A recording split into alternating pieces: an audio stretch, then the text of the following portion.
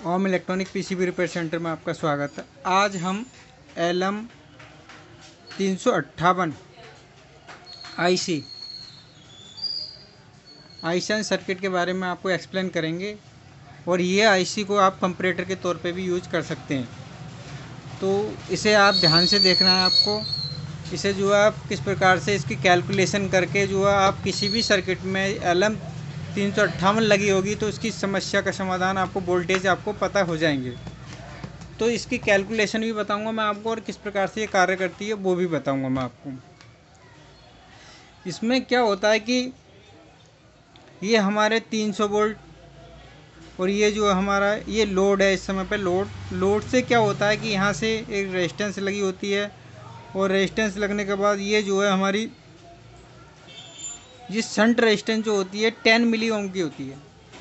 10 मिली ओम की होती है। तो इसे जो है हम किस प्रकार से इसमें जो है हमारी जो है ये रेजिस्टेंस लगी हुई है, ये इसकी जो है इन्वर्टिंग नॉन इन्वर्टिंग पर लगी हुई है। हमारा रेफरेंस जो है नॉन इन्वर्टिंग पर है इस समय। तो इसमें हम क्या करेंगे कि हमें जो है ये जो है ऑपरेशन एम्पलीफायर के तौर पे यूज की गई है। ये इसे जो है ओवर करंट प्रोटेक्शन के तौर पे भी इस सर्किट को मानते हैं। ओवर करंट प्रोटेक्शन यानी OCP, ओवर करंट प्रोटेक्शन।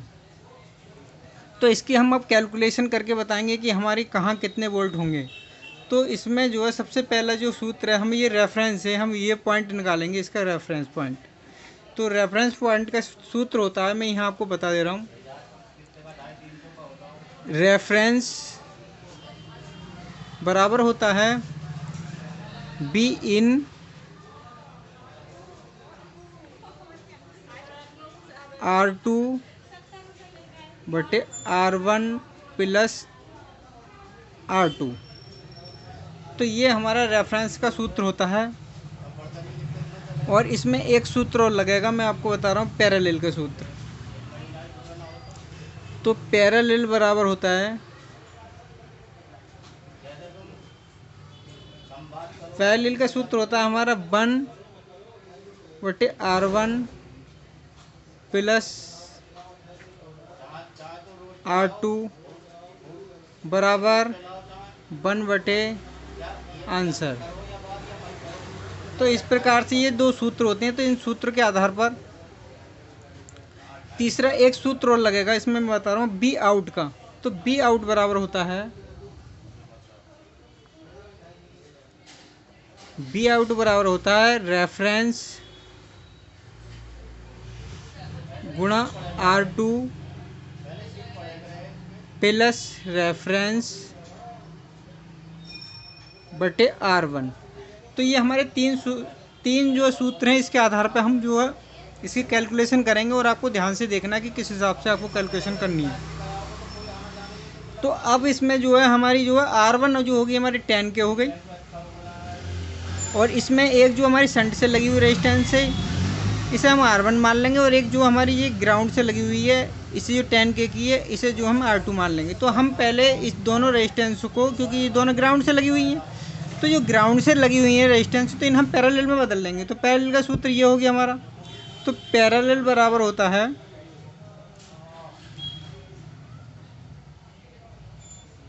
तो R1 हमारी कौन सी, हम इसे R1 मान लेते हैं। तो R बटे 1 प्लस R2 हमारी हो गई है, तो R बटे 1/10।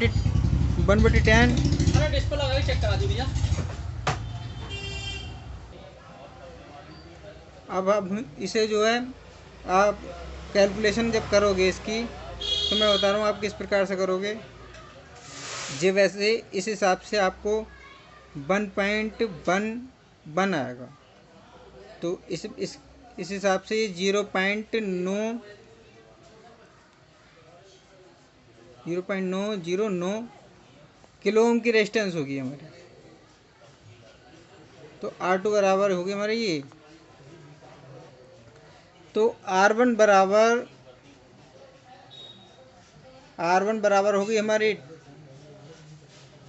10 के, और R2 बराबर हो गई हमारी 0.909 के। तो ये जो है दोनों रेजिस्टेंस हो गई हमारी। अब हम क्या करेंगे कि अब हम जो है इसमें रेफरेंस का सूत्र लगाएंगे। तो रेफरेंस बराबर बी इन कितनी हो गई हमारी, ये 5 वोल्ट, और R2 बराबर हो गई 0.909, और ये हो गई R1 हो गई हमारी 10 के प्लस 0.909 बराबर ये हमारी हो जाएगी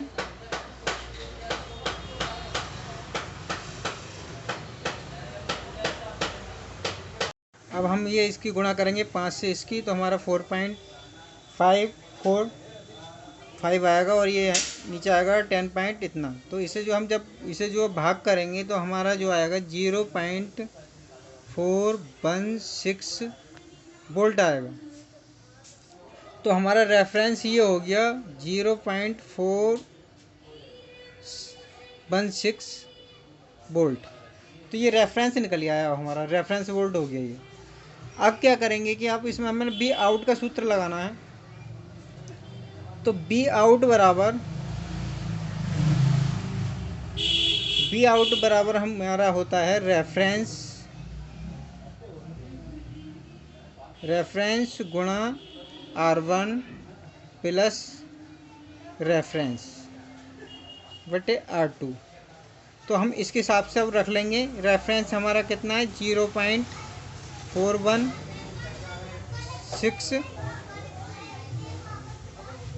गुणा R1 हमारी कौन सी आ गई। अब क्या होगा, अब हम ये वाली लेंगे।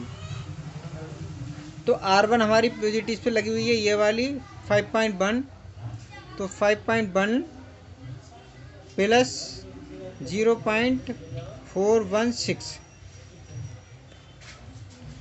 बटे हमारी कितनी आएगी 1। तो हम जब इसे गुणा सारा कुछ करेंगे तो हमारा वोल्टेज आएगा इसमें 2.53 वोल्ट आउटपुट आएगा। तो आउटपुट वोल्ट बराबर आएगा हमारा 2.53 वोल्ट। तो ये जो वोल्ट होंगे हमारे बिना लोड के होंगे। जब लोड बढ़ेगा तो ये वोल्टेज भी बढ़ेंगे। तो बिना लोड के ही ये होता है। तो इस प्रकार से आप कैलकुलेशन करना, ये आपको स्क्रीनशॉट ले लो, और इसी नियम के आधार पर अगर हमारे यहाँ 3 रेजिस्टेंस होती हैं तो हम यहाँ पे 1/R1 plus 1/R2 plus 1/R3 तो इस प्रकार से कर लेंगे। तो इस प्रकार से क्या होता है कि मैं इसकी वो बताऊँ आपको कि जब हमारा रेफरेंस पे यहाँ पे ओवर वोल्ट होगा, तो ओवर वोल्ट होने के बाद जो आउटपुट वोल्ट होगा, जैसे जो हमारा रेफरेंस है ये 4.116, तो उसके हिसाब से क्या होगा, ये रेजिस्टेंस लगी हुई है तो यहाँ जो है इससे ज़्यादा हो जाएगा। तो क्या होता है कि ये ओवर करंट प्रोटेक्शन जो है दे देती है या इसी। जब यहाँ पर अधिक यानी कि एम्पेयर ज़्यादा हो जाएंगे तब जो हमारी ये इस प्रकार से कार्य करती है। तो इस प्रकार से ये जो होती है इस आईसी के ज़रिए हम जो कंपैरेटर का कार्य भी कर लेते हैं। तो इस प्रकार से आपको निकालना है। और मैं आपको बता दूं किस प्रकार से आपको मोबाइल में करना है। हमें मोबाइल में जो करना है कैलकुलेशन के हिसाब से आपको क्या करना है, 1/1 प्लस 1/10 इस हिसाब से करने के बाद 1 को भाग दे देना है, जो आंसर आएगा। तो इस प्रकार से आपको जो है ये जो है सारी जो है कैलकुलेशन करनी है आपको। और एक मेरे दोस्त ने बताया था कि हम जो है हमारी शंट जलने पे हम शंट कौन सी लगाएं, तो 10 मिली ओम की भी लगा सकते हो। इसमें जो है 5 मिली ओम की भी आती है। तो उसमें क्या होता है कि अगर 2 रेजिस्टेंस लगी हुई तो 10-10 की करके लगाएंगे तो हमारी जो है 5 मिली वोल्ट हो जाता है। तो ये जो हमें सर्किट के हिसाब से देखना होता है कि कितने लोड के हिसाब से ये रेजिस्टेंस लगानी पड़ती है। तो ये जो है हमारी 1 एम्पेयर पर जो है इतना लोड देगी ये, उसके हिसाब से जो है एम्पेयर गुणा ये हो जाएगा, तो हमारे वोल्ट जो बढ़ते चले जाते हैं। तो इस प्रकार से इसकी सारी कैलकुलेशन होती है। और इसके ज़रिए इस कैलकुलेशन के ज़रिए जितने भी ऑपरेशन एम्पलीफायर होती हैं और आई शंट सर्किट होते हैं, तो इसी कैलकुलेशन के आधार पर हम सारे जो है इस आईसी के वोल्टेज पता करके ये पता कर लेंगे कि हमारी रेजिस्टेंस ख़राब है या आईसी ख़राब है। तो ये जो है एक कैलकुलेशन करके सर्किट बना कर कैलकुलेशन करके जो है हम सर्किट को क्लियर कर सकते हैं। तो अगर आपको वीडियो अच्छी लगी है तो चैनल को लाइक करें, कमेंट करें, सब्सक्राइब करें। जय हिंद, जय भारत।